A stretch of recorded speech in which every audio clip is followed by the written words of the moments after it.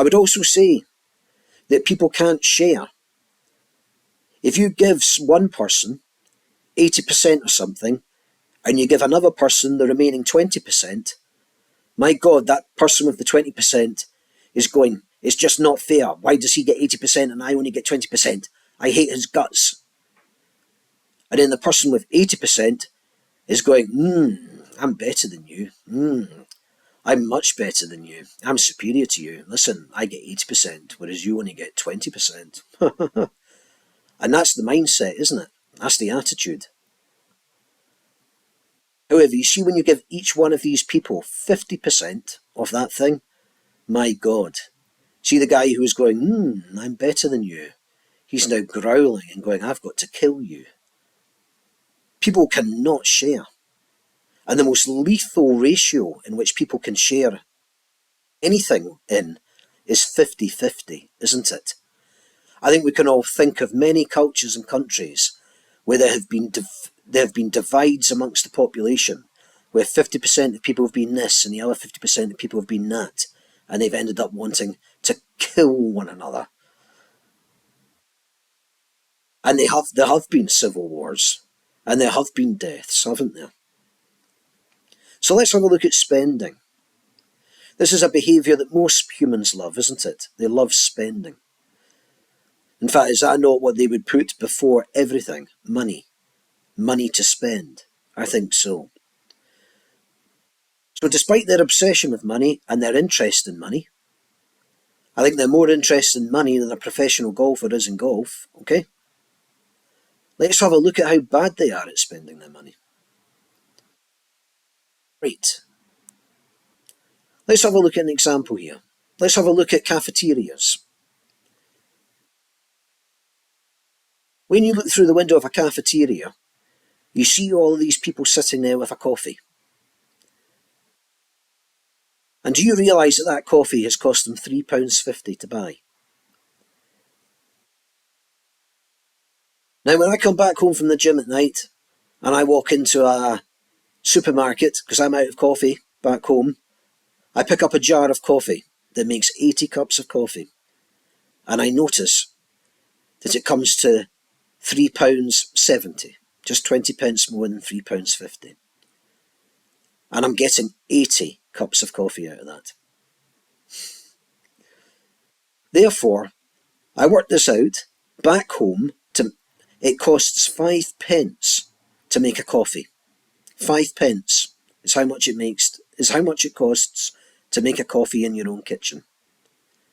And there are these people spending £3.50 on a coffee in a cafe.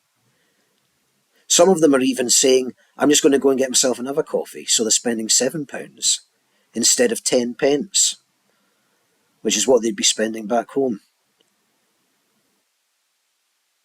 They can't see that they're being conned. They can't see. They can't put things into perspective at all. And that is something that human beings cannot do, is put things into perspective. And they make this unwise decision to spend £3.50 on a coffee.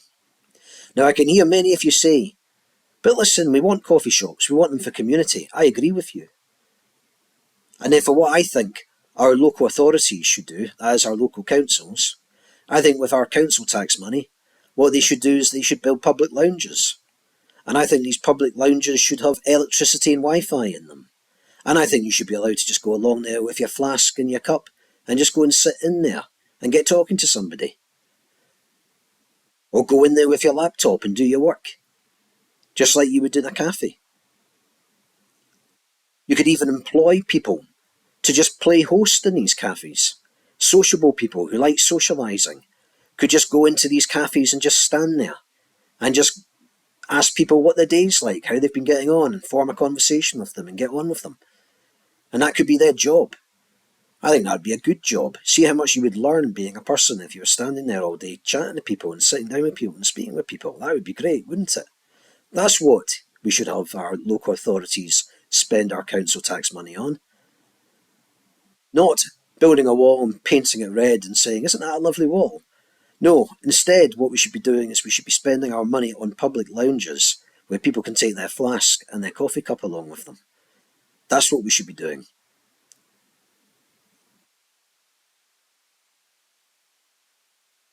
Look at restaurants. Where I'm from, a spaghetti bolognese in an Italian restaurant costs about £12. Back home, a spaghetti bolognese costs £5 to make. However, you make 4 times as much with your £5 in the kitchen as you will get on a plate in an Italian restaurant for £12. Which means, therefore, for every £1 you spend on making a spaghetti bolognese in the kitchen, you're spending at least £8 in an Italian restaurant on a spaghetti bolognese. And again, this is a typical example of spending money, of wasting money on things where there are two options to access that thing. The very expensive and the very cheap, where the expensive is prohibitively expensive. You've also got the person who likes to walk around with tears in their denim trousers.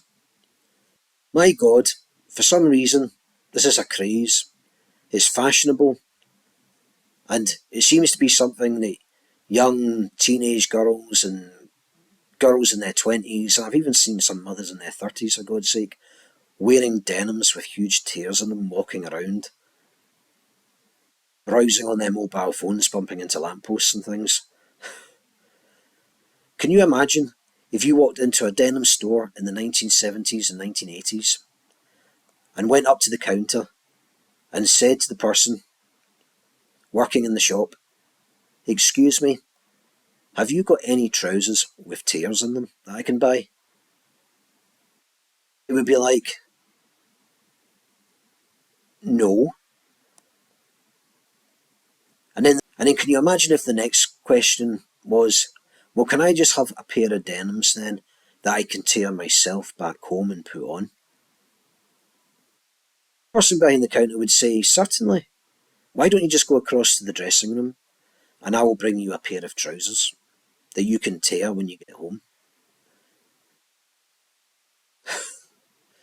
And then what would happen is while this person is just standing there patiently at the dressing room, what would happen is that member of staff in the shop would be on the phone going, "Is there anybody from your ward who's gone missing? I'm sorry, but we've got a person down here who's asked for a pair of trousers with tears in them that they were prepared to buy, and now that they're now settling for buying a pair of denim trousers that they can tear back home. Is there anybody from your ward that's gone missing?" And I can tell you, that ward in the hospital would be saying, no, but we'll bring an ambulance down now with a wheelchair for that person. And it would be like, and the ward would say, and the person on the other end of the phone at the ward would say, just keep them talking, just keep them speaking, and we'll be down soon, okay? You'll know us when we arrive. There'll be paramedics there with a wheelchair, and they'll come in and they'll put them in a wheelchair and take them away. That is probably what would have happened in the 70s and the 80s if you walked into a denim shop asking for torn trousers or looking for torn trousers. And when you walk around the streets, you see all of these girls wandering around the place with their torn denims, and you just think to yourself, the world has gone mad, the world has gone crazy. That takes us on to the next human behaviour, which is jealousy. My goodness, people will get jealous of just about anything, but anything and anyone. They'll get jealous of your wealth, they'll get jealous of your health. They can't appreciate that your health is your most valuable possession in life. They get jealous as well of your house, your car. They'll get jealous of your position in society.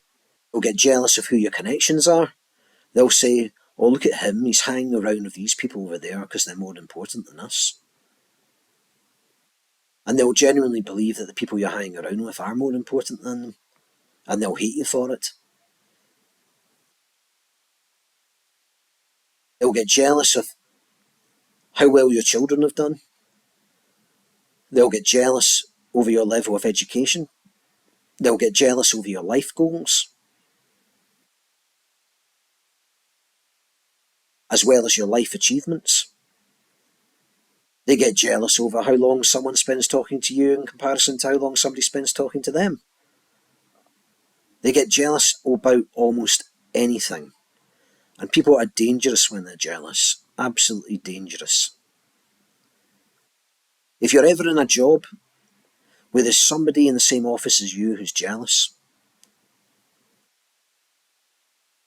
they will probably start in a very subtle way being rude to you, like holding doors open for everyone else but not holding a door open for you, making a coffee for everyone else but not making a coffee for you, saying, I'm just going to the kitchen to make a coffee, does anybody else want a coffee? John, do you want a coffee? Andrew? Pamela? Anne? But miss you out. They'll start doing things like that.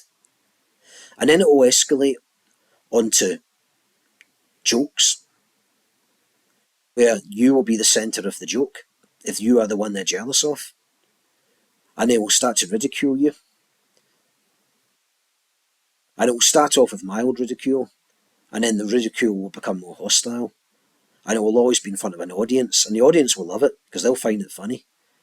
So they won't complain about it, and nor will they come to your defence if you were to make a complaint about this ridicule and this humiliation.